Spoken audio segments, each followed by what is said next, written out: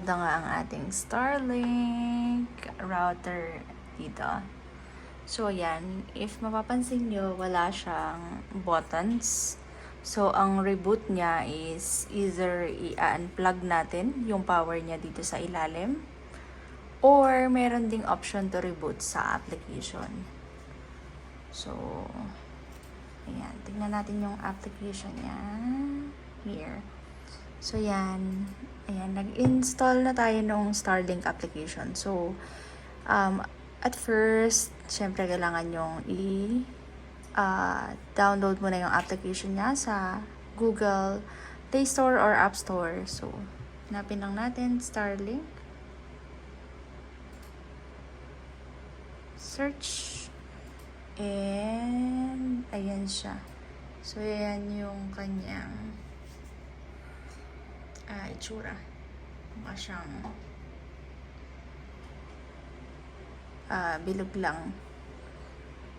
Then, yan. Nagawa ko na yan. So, after nyan, sa initial stage, kailangan mag-set up muna kayo ng payment. So, once na na-install nyo na yung device, yung router, and yung inyong Starlink parang dish, ayan, sa kung saan man location nyo gusto, pupunta lang kayo dun sa website nila, starlink.com. Tapos, ayan, so ito yung interface niya. Ilalagay nyo dyan yung address kung saan nyo ilalagay kung saan nakalagay yung Starlink device nyo. So, like for example, kunwari, Pasay. Yan, Pasay City, Metro Manila. Kunwari dyan, order now. Pindutin nyo lang yung order now, and then, ayan. Doon na kayo mapupunta sa site nila.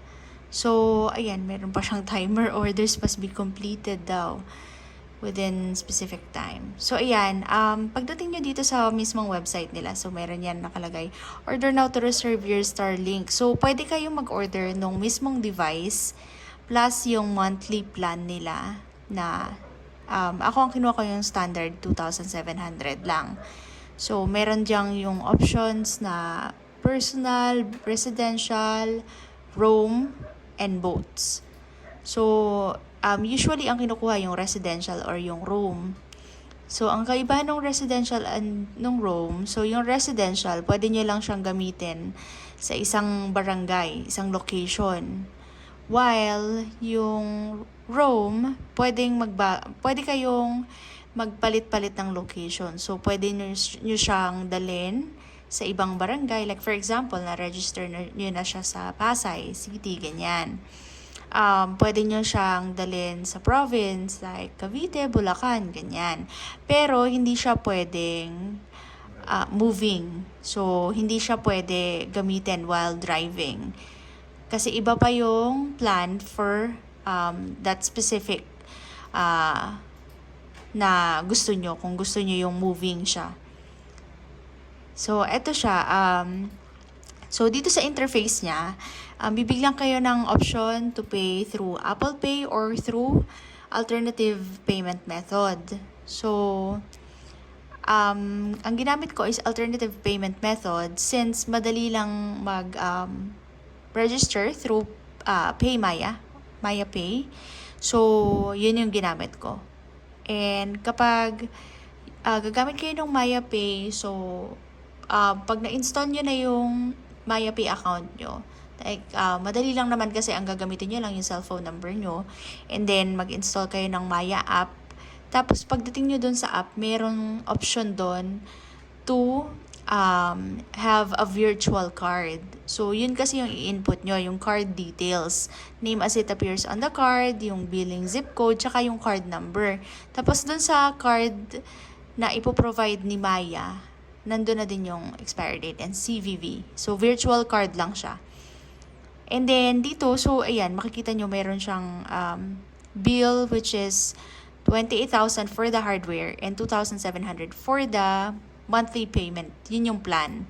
So, meron ditong option na I already have a unit. So, kapag ganon, hindi ka na niya sisingilin. Maglagay tayo ng ibang example na lugar kasi. Ayan. Iba kasi yung lumabas sa interface ko eh. Hindi lumabas yung option na maglagay nung kit. Ayan, ito yun kasi dapat. Ito dapat yung lalabas. Meron kang option to choose kung meron ka ng Starlink na kit. So, yun yung device na may router and satellite dish. So, yan. I-click nyo lang yan para mawawala na yung 28,000 for hardware payment. Kasi, kung meron na kayong nabili, sa amin nabili namin yan sa Silicon Valley for 28,800 pesos. So, dito sa online, 28,000. Kaya lang not sure kung magkano rin yung shipping fee. So, it's your choice kung gusto nyong umorder online or bumili sa mall sa Silicon Valley. Ayan, meron sila dyan. And, so, ang kinuha ko lang yung plan lang. So, pag kinlik nyo yan, hihingin sa inyo yung kit number ng Starlink na router ninyo at satellite dish. So, ilagay nyo lang dyan. And then, so, once nalagay nyo na yan dyan, input nyo na dyan, makikita nyo magde-deduct na tong 28,000 sa hardware. So, ang babayaran nyo na lang is 2,700. So, as mentioned earlier, kung wala kayong Apple Pay, use alternative method, and pinakamadali is yung Maya Pay. So, mag-register lang kayo and then ilagay nyo dito yung information ng Maya card na ipoprovide sa inyo online. And then, once inputted na lahat ng details, so, once wala na siyang error or wala nang problems dun sa in-input nyo, place order lang. So, minsan nag-error siya, siguro because of internet, ganyan. So, retry nyo lang. As long as wala pa siyang binibigay or hindi pa siya nagde-deduct sa account nyo. So, wala namang bearing yun. Sa akin kasi nagkaroon ako ng problem na nag-error siya. So, naisip ko baka mamaya na-deduct na. Pero, hindi naman. Kasi, once na i-place order mo siya, dadalhin kanya dun sa next interface kung saan pag nagpo-purchase kayo online, dadalhin kayo sa interface kung saan i-input nyo yung OTP para mag-succeed yung payment. So, yan. So, yan lang. Pag na-place order nyo na yan, automatically, mag-a-appear na yan dito sa application nyo. So, ang gagawin nyo is mag-sign up kayo dito sa application. So, once nag-sign up kayo, syempre, same email address yung gagamitin nyo. And magsaset up kayo ng password. So, once na-set up nyo na yung email address and password, and then, na-link nyo na yung payment, so, ayan. Lalabas na yun dyan yung interface kung saan nakalagay na yung name nyo, depende sa gusto nyong name. And then, ito, mayroon siyang options to see yung statistics. So, yan yung network statistics, latency, throughput, yan yung speed test. May option na mag-speed test dito. Dito makikita mo kung ilang devices na yung nakakonect. And then, dito yung obstructions. So, ang use na tong obstructions na yan, para sa initial setup mo nung satellite dish, pwede mong i-check kung meron bang obstructions dun sa paglalagyan mo. So, ang gagawin mo lang is i-check for obstructions mo. Ito siya. Yan. So, mag-open yung camera mo and then itatapat mo lang siya sa sky. Then, makikita mo kung merong, kung gaano karami yung obstructions. So, may bibigay na percentage sa'yo once na-complete mo na yung scanning sa sky. So, yan. So, right now, nasa bubong yung ating satellite dish. So, kung makipapansin nyo, walang masyadong obstructions. Yung obstructions is yung mga naka-red. So, walang masyado since very clear, walang nakaharang dun sa ating bubungan. So, yan. And then, merong speed test. So, yan. Try natin mag-speed test. Okay, so, meron tayong 136 Mbps for the download. And then, ayan. yung upload is 11.9 Mbps. Diba? Malakas siya. Yes. So, very reliable na ang ating internet. And then, settings. Ayan. So, sa settings, makikita nyo yung option for the router. And then, yung Starlink. So, yung Starlink, yun yung satellite dish nyo. So, yan. Sa Starlink router, ito yung mga options. So, yan yung information nyo, yung sinetup nyo na password, yung sa Wi-Fi, content filtering, ayan. Pero hindi ko na to ginalaw. So, wala naman akong nilagay na filtering. And then, ayan, kung gusto nyo mag-reboot, ayan. Ito, slide to reboot. Slide nyo lang siya to the right. Then, magre-reboot na yung inyong router. Then, custom DNS, bypass mode, and factory reset. So, lahat na yan, hindi ko pa yan ginalaw. Tapos, dito naman sa dish, so, ang importante lang dito is, kasi ito, wala naman tayong snow dito sa Pinas. So, hindi naman natin magagamit tong snow melt. Pero may option kasi dyan na mag-preheat, automatic, and off. Pero not applicable na sa atin yan. So, hindi ko na binago. Sleep schedule. So, kasi gumagamit pala tong dish natin ng electricity. So, ayan. So, kapag walang kuryente, hindi siya gagana. Like other internet connections. Pero yun, pwede nyo siyang i-sleep mode para mag-conserve ng energy. Ayan. Conserve power.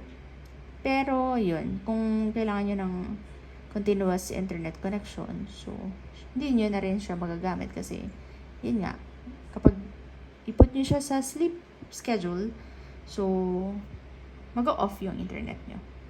Then, pwede nating i-reboot yung mismong satellite dish.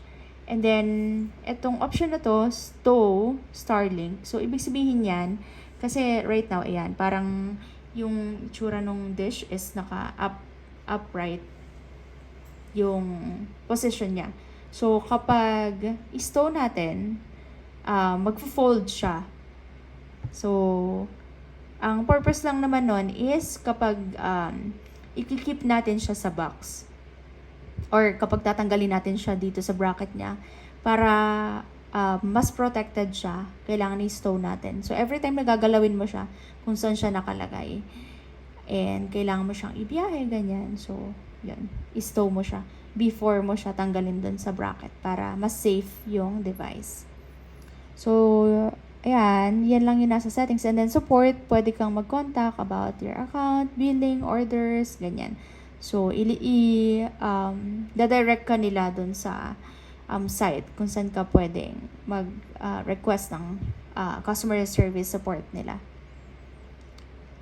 So far, yun lang naman yung information na meron dito sa application natin. And, ayan, pang ilang days pa lang naman natin siya ginagamit. And so far, wala namang interruption, maganda yung connection ng internet.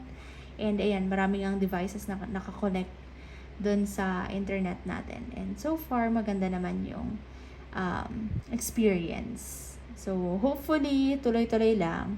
Hindi pa natin experience while raining kung anong mangyayari, kung magkakaroon ba ng interruption.